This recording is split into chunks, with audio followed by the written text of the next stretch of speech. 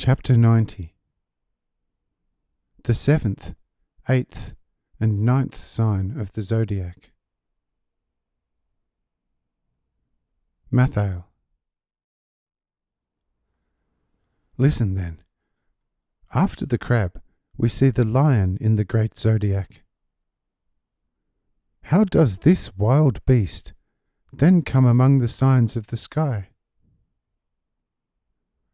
Likewise, just as naturally as everything else that we have got to know up to now.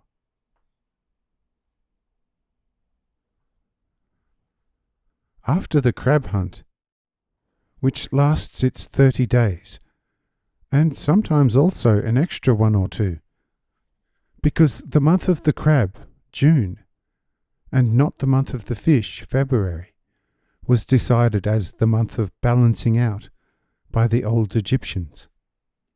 Another calamity began, which created a lot of cares and worry for the elders.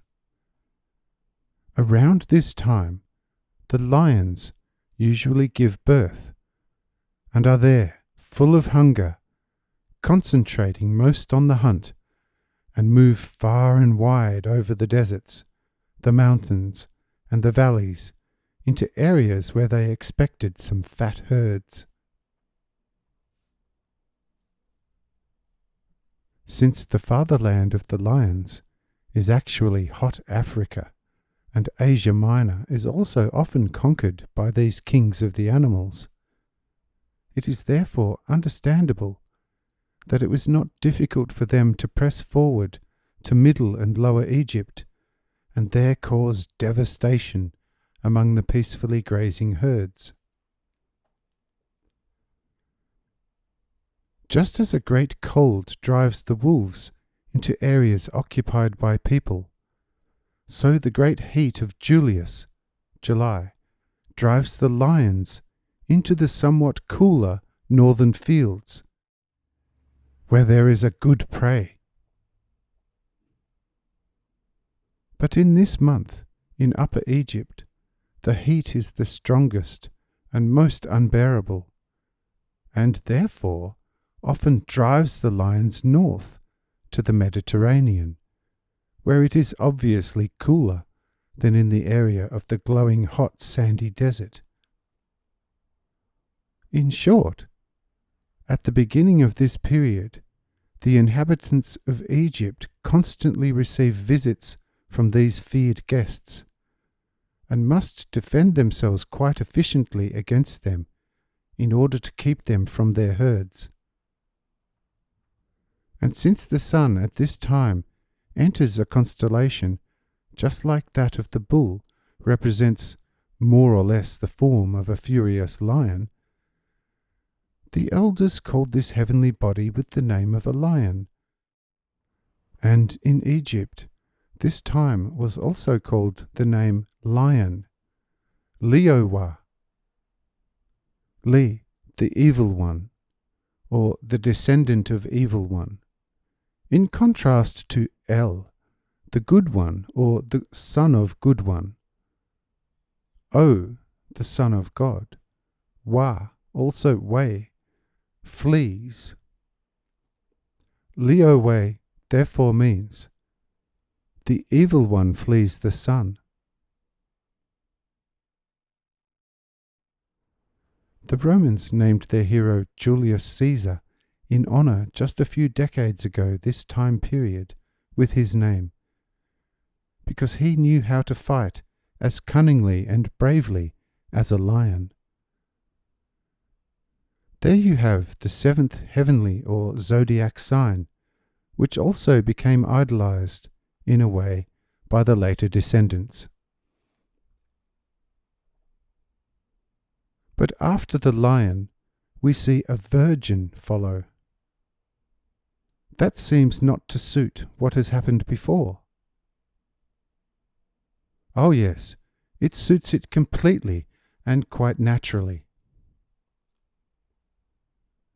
With the conquering of the time of the lions, the main worries of the year were now, in a way, finished, and one turned here to a greater cheerfulness, and put on festivals which particularly served to give presents to the good and demurely pure virgins, in order to encourage them to further demureness.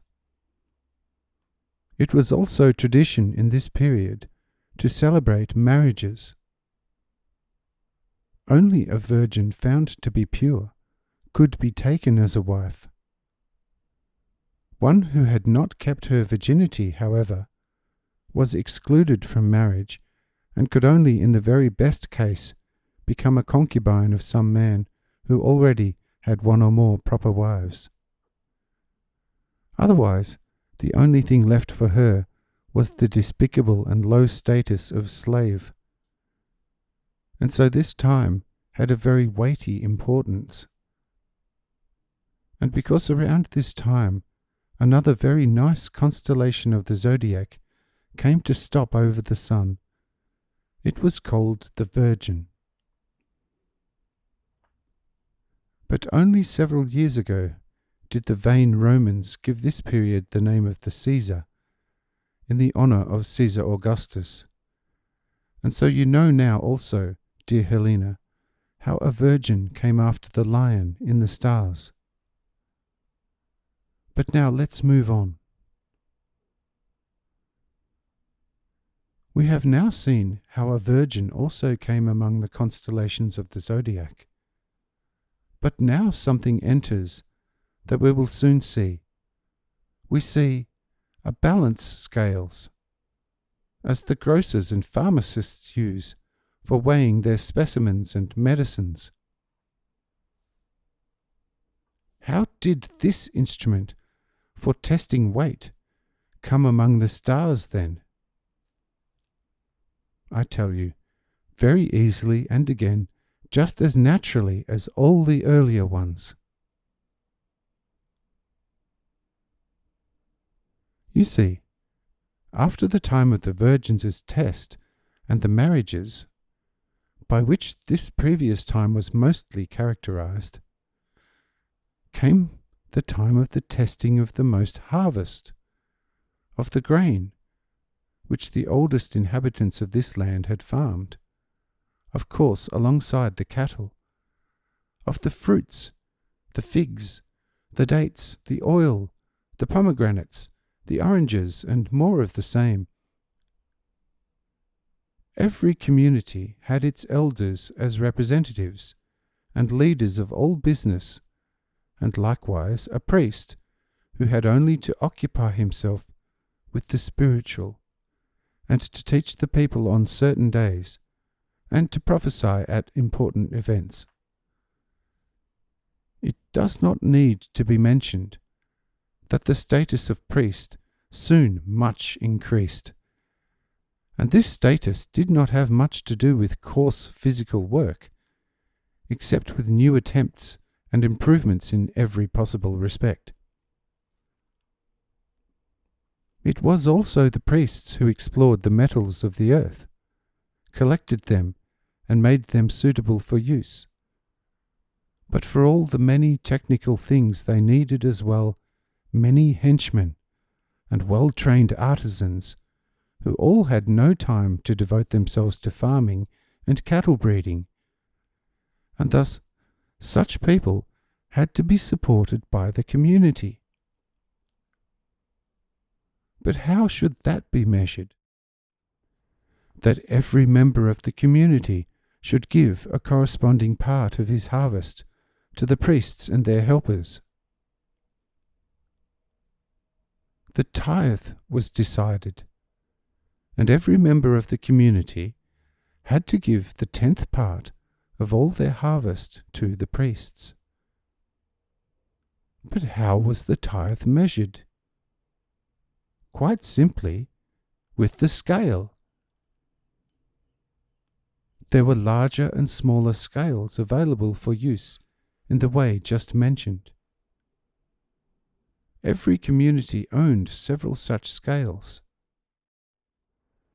and before the eyes of the community council, all harvests were exactly measured by filling both scale pans completely.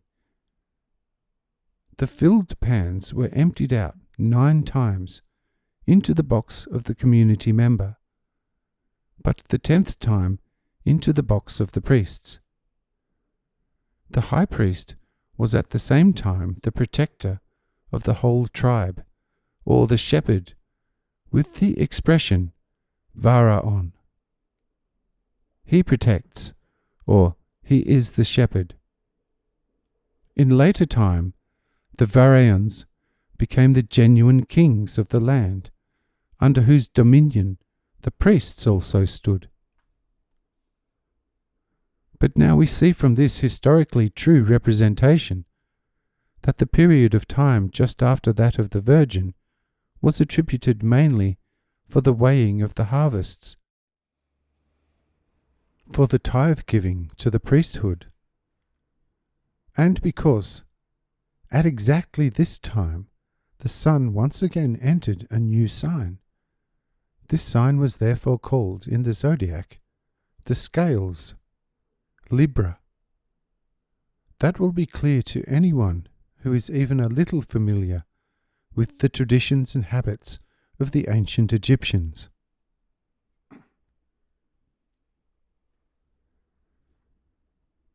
It hardly needs to be mentioned that in the time of the scales all sorts of corresponding meanings were laid aside, and it was used also as a symbol of the divine as well as the worldly justice.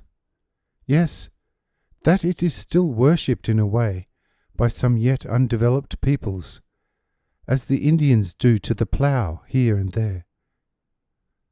On the one hand, the fantasy of people, and on the other hand, the constantly growing profit-seeking of the ever-increasing priests and teachers idolized in time whatever seemed time-honored and useful for all humanity.